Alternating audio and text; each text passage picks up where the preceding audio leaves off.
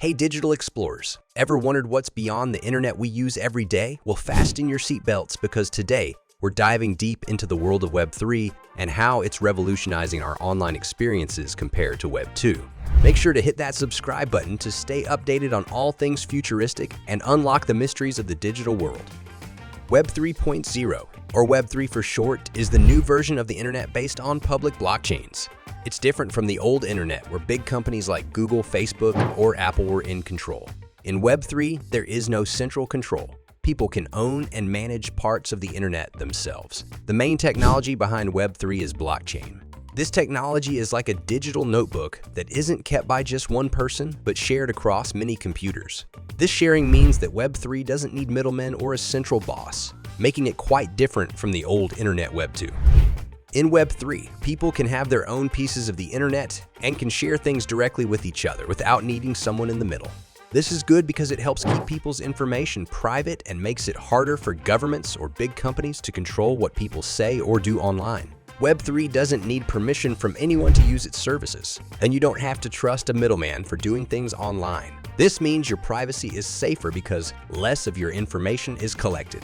Web3 is also tied up with digital money called cryptocurrencies. People can earn this money by helping to build, manage, and make Web3 better. This adds a new way for people to earn money by being part of these online projects. Web3 also often involves something called decentralized finance. This lets people handle money matters on the blockchain without needing banks or governments to step in. However, it's good to remember that, since big companies and investment groups are putting a lot of money into Web3, there might still be some amount of control from a central place. How is Web3 different from Web2? Web3 is quite different from the older version Web2 in many ways. Web2, which is sometimes called the social web, lets users interact and includes websites like Facebook and Instagram. But in Web2, people don't really control their own information, and it is often kept by companies even if users didn't say it was okay. Big companies hold and control this information, which can cause problems like information leaks. Also, governments can step in, easily take control, or even close down apps that use central servers. Web3 is like a new version of the internet that doesn't have one central control. It works on something called public blockchains, which means you don't need a middleman for transactions. Because of this, people have more say over their information, which helps keep their privacy and lowers the risk of information getting out. Web3 has special apps called decentralized apps that are built on these blockchains, making online experiences safer and more private. It also brings in a new idea of organizations that are run by many people who use tokens to make decisions and share ownership. Even though Web2 and Web3 have some things in common, the move towards no central control, more user power, and using digital money makes Web3 stand out as what the internet might look like in the future. Web3 and smart contracts.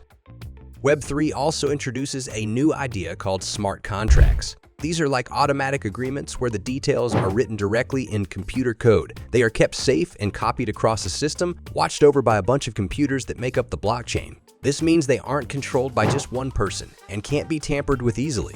This part of Web3 makes dealing and exchanging things more secure, independent, and efficient.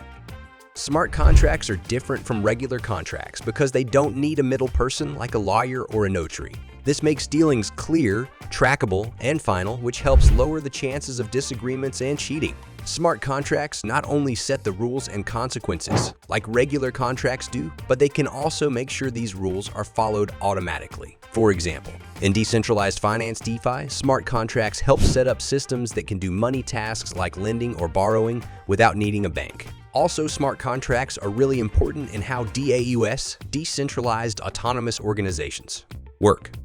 Challenges to Web3 adoption. Web3 offers exciting features like increased privacy and user control, but faces challenges in becoming mainstream. Understanding and using new technologies like blockchain and cryptocurrencies can be tough for many. Unclear regulations around digital currencies create risks and uncertainty. Users have more responsibility for their own data security, risking loss with no recovery.